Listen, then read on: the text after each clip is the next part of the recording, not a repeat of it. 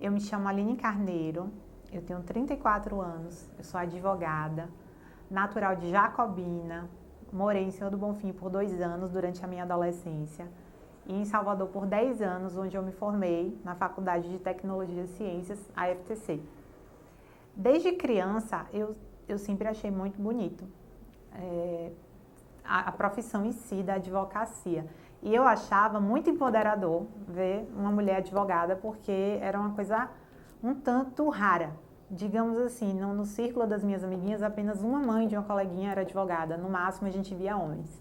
Então, eu sempre quis ter essa vontade de ser uma mulher que fizesse a diferença no mundo e pudesse me destacar. E eu entrei na faculdade muito nova, com 17 anos, eu já estava cursando Direito. E no primeiro semestre, nas férias do primeiro semestre, veio uma verdadeira surpresa, que foi a minha gravidez, a gravidez na adolescência, não planejada, fruto do meu relacionamento com o meu atual marido, até hoje a gente está junto. Naquela época a gente tinha 4 anos de namoro e acabou surgindo, né, essa gravidez e foi um susto. E aí ficou naquela, como é que vai ser a partir de agora? Como é que eu vou dar conta de uma faculdade densa, porque o curso de Direito é um curso realmente que exige muita dedicação, e agora com um bebê para tomar conta. Na verdade, eu tive um verdadeiro, assim, eu digo que foi apoio, mas na época eu não levei como apoio, assim, minha mãe me empurrou mesmo, minha mãe fez, você não vai trancar a faculdade, você vai ter que se virar, você não engravidou, você vai ter que formar, você não vai, mas eu posso trancar a faculdade para eu poder ter o neném? Ela, não. Eu tive o neném no meio do semestre, eu tive o neném em setembro, no meio do terceiro semestre. Não tranquei a faculdade, era cuidando de menino, assistindo aula e a gente foi se virando. E aí eu vejo hoje isso como um grande incentivo, porque eu desde muito nova eu tive que aprender a dar conta das coisas. Mesmo com as adversidades, eu fui aprendendo a dar conta. E foi assim o meu percurso. Comecei a estudar para concurso desde muito nova também. Quando eu tive filho, eu percebi que ali eu tinha agora uma responsabilidade que não era mais só eu. E eu tive que começar a estudar para concurso. Então, eu realmente ia para a faculdade, cuidava do meu bebê sozinha na medida do possível com a ajuda do marido que trabalhava. E foi exatamente dessa forma. Consegui formar. 3 meses depois da minha formatura, fui convocada para tomar posse no concurso. Trabalhei no Banco do Brasil por 9 anos, até que eu comecei a perceber que eu não era feliz naquela profissão, que na verdade o meu coração era de advogada. Eu estava ali do outro lado da moeda, eu estava ali como empresa, mas eu via o consumidor e eu me sensibilizava ao extremo com o consumidor. Então eu queria sempre estar fazendo algo pelo consumidor e não pela empresa. E eu comecei a perceber que aquele ambiente não era para mim. Então eu comecei a advogar e no momento, assim, todo mundo achou que foi uma loucura, porque foi no auge da pandemia, todo mundo querendo estabilidade, muita gente sem emprego. Eu simplesmente acordei e decidi, eu falei, não quero mais trabalhar em banco, eu quero apenas ser advogada, eu vou me dedicar total, integralmente para construir o meu sonho. Eu já possuía um escritório, mas eu tinha que ficar bastante ausente. E eu tinha que sempre estar contratando pessoas para fazer o que eu não poderia fazer. Por exemplo, tinha que ter gente para fazer audiência, tinha que ter gente para fazer atendimento. E eu falei, a partir de hoje não. A partir de hoje eu não volto para o banco. Eu mandei WhatsApp para minha chefe e mandei, pode preparar minha demissão, porque a partir de hoje eu sou apenas advogada. E foi basicamente dessa forma. As pessoas até brincam, né? Mas você saiu, você tinha se programado para sair do banco, você fez uma reserva. Eu falei, não, eu paguei meu aviso prévio. Nem aviso prévio eu não dei, eu tirei do meu bolso o aviso prévio para falar, eu não vou mais, a partir de hoje eu estou no meu escritório, quem quiser me ver que vem aqui. Desde quando eu comecei a advogar, eu vou ser bem sincera, eu comecei a fazer um movimento diferente do que a grande maioria das pessoas fazem. Eu não visava o dinheiro, eu fazia aquilo por amor. Então eu me intitulava advogada por amor.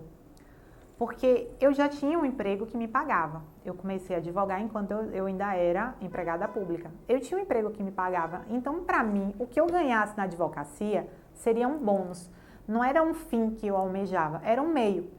E eu fazia o seguinte cálculo, olha, se eu trabalho num banco e eu vendo 30 horas da minha vida ali por mês para aquele banco, independente do quanto eu trabalhe, eu vou ganhar o mesmo valor.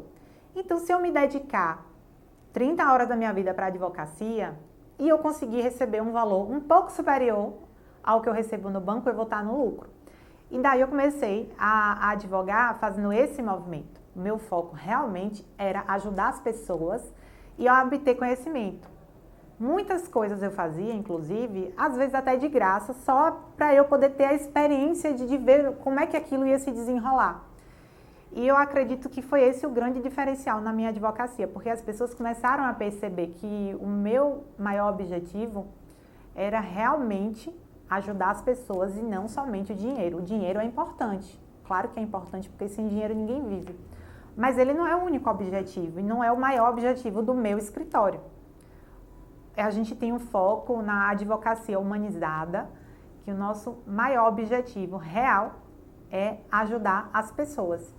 E eu tenho uma história interessante que até então eu não fazia divórcio, por ser algo que eu não me identificava. Eu achava que era algo que demandava muita energia psicológica, porque eu me comovo junto com o cliente. Quando o cliente tem uma demanda, eu sofro com ele. Então, eu evitava fazer divórcio, porque eu falava, meu cliente vai sofrer e eu vou sofrer também. Então, isso não vai dar pra mim. Só que um dia chegou uma cliente no meu escritório que ela mandou uma mensagem, falou que precisava conversar comigo a respeito de divórcio. Independente de não fazer, eu pensei, eu vou atender ela, vou ouvir ela e qualquer coisa eu indico um colega para poder fazer. Mas, quando essa mulher sentou na minha mesa, que ela contou a história de vida dela, uma mulher que, eu te digo assim, totalmente empoderada, porque a mulher largou tudo da vida dela para poder viver o casamento e os filhos. Fazia mestrado, tinha acabado de terminou o mestrado, estava passando no doutorado, com filho pequeno, virava à noite, botava o menino para dormir, ia estudar, trabalhava, fazia tanta coisa e, tipo, da noite pro dia, o marido dela disse que não era mais feliz, queria separar, sem nunca nem ter dado nenhum sinal, não teve nenhuma crise. O marido dela falou isso para ela à noite. Pela manhã, a mulher estava na minha mesa. Você percebia que por dentro ela estava destruída, mas ela já estava com a vida dela inteira organizada. Ela já estava toda planejada. Pronto, eu vou separar, eu vou embora dessa cidade porque eu não sou daqui, minha família é de tal lugar, eu tenho meu doutorado para fazer, lá eu vou conseguir um emprego assim, assim, assado. A mulher já tinha planejado a vida dela inteira na madrugada, do tempo que ela mandou uma mensagem para mim, ao tempo que ela sentou no meu escritório. E aquilo me motivou, porque eu via o quantas vezes eu sofria e me abalava tanto por coisas que eram desse tamanho. O mundo da mulher caiu e a mulher estava ali plena, cheia de plano para a vida dela. E eu falei, eu vou fazer o divórcio dessa mulher. E fiz, e realmente senti as dores dela. Acho que eu cheguei a sofrer mais do que ela, porque eu vou até exemplificar. No dia que eu vi que o marido dela postou a foto com outra mulher, eu chorei em casa. Eu mostrei pro meu marido, eu comecei a chorar, eu falei, meu amor, ele tá com outra, ele não podia fazer isso com ela. Então, assim, eu me sensibilizo, e a partir daí, eu comecei a fazer divórcios, comecei a fazer pensão alimentícia, justamente para proteger a mulher, porque eu acho que as mulheres têm que proteger umas às outras, e não querendo menosprezar os homens, mas eu acho que um homem nunca vai sentir a dor de uma mãe, de uma mulher. Só outra mãe e outra mulher para sentir isso. Então, foi focando nisso que eu comecei a me dedicar e a cada dia tenho me surpreendido porque tenho conhecido mulheres exemplares, empoderadoras. Cada dia é uma nova aventura, um novo aprendizado. Quando eu comecei a advogar, eu percebi que as pessoas tinham uma grande deficiência de informações. Então, coisas que para mim eram óbvias, para as pessoas, elas não tinham acesso àquele conhecimento. Daí eu comecei a perceber que eu era uma pessoa privilegiada porque eu havia estudado, eu havia tido acesso ao conhecimento que a grande maioria das pessoas não tem.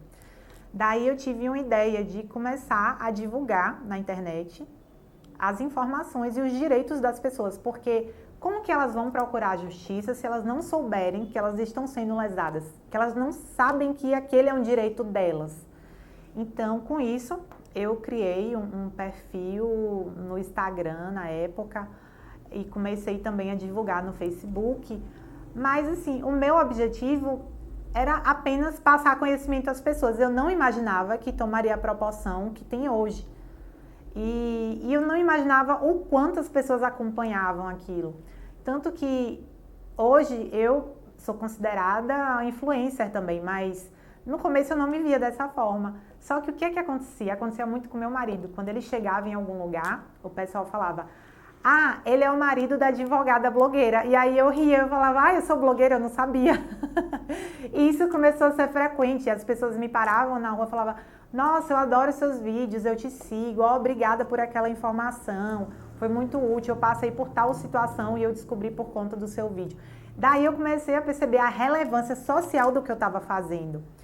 E sempre estimulei aos meus colegas de classe que fizessem isso também, apesar de que existe uma resistência muito grande da advocacia em estar se expondo na internet, porque eles acham que você está se autopromovendo, mas no meu ponto de vista, a gente está passando informações. E eu acredito que é a nossa responsabilidade, enquanto ser humano, não só como advogado, mas eu acredito que cada pessoa que tem acesso ao conhecimento tem por obrigação passar o conhecimento adiante. Porque um conhecimento que não se compartilha é perdido, é em vão. Então, eu não posso ter acesso às leis e guardar esse conteúdo só para mim. Eu tenho que divulgar para as pessoas, porque elas precisam saber que elas estão sendo lesadas, elas precisam saber que às vezes aquele sofrimento dela tem solução. Então, o nosso compromisso realmente é divulgar informações e ajudar o maior número possível de pessoas nas redes sociais.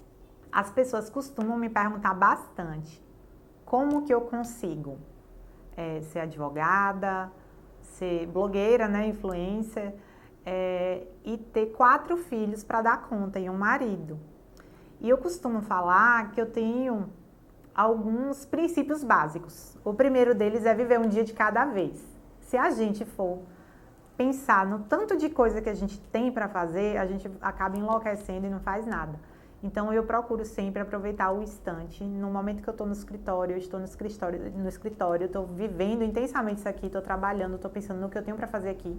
Quando eu paro para responder o Instagram, eu foco totalmente no Instagram. E quando eu estou em casa com as crianças, eu evito pegar o WhatsApp, evito pegar Instagram e me dedico totalmente a eles. Mas eu jamais conseguiria dar conta de tudo sozinha. Eu tenho uma rede de apoio muito boa, eu tenho uma secretária maravilhosa que me ajuda, a Elisângela. Eu tenho uma sogra incrível, que minha sogra, meu cunhado, meu sogro, nos momentos, por exemplo, eu tenho que fazer uma diligência, tenho que ir na delegacia, não posso pegar a criança na escola. Eu tenho pessoas com quem eu posso contar e que podem fazer isso por mim. E o principal de todos é o meu marido, porque a gente divide essa responsabilidade. Eu não assumo o total das atribuições como mulher, porque a gente se divide enquanto casal. Por exemplo, no grupo da escola, quem participa é o pai. Geralmente eles mandam um recadinho: mamães e tal, mande o número para mandar para o grupo da escola. Eu já deixo claro para as professoras: olha, quem vai fazer tudo aqui é o papai, pode falar diretamente com o papai, porque não tem como eu dar conta. E assim, eu aceito isso muito bem, porque muitas mulheres também adoecem por quererem dar conta de tudo e se sentirem pressionadas a ter que fazerem tudo. E a gente não tem que fazer tudo. Nosso filho tem pai e tem mãe. Então, esse foi um pequeno resumo do que é a Aline Carneiro, né, que se mostra nas redes sociais, que as pessoas acompanham diariamente. Quem quiser conhecer um pouco mais, pode me acompanhar no meu perfil, @AlineCarneiroA. E eu gostaria de frisar do quanto é mágica essa interação. O mais incrível é que, ao mesmo tempo que eu posso estar ajudando as pessoas, elas estão me influenciando positivamente e me ensinando coisas maravilhosas, como eu tenho aprendido diariamente. Eu espero que vocês tenham gostado e continuem acompanhando a minha história, a minha rotina no meu Instagram. É um prazer estar aqui com vocês.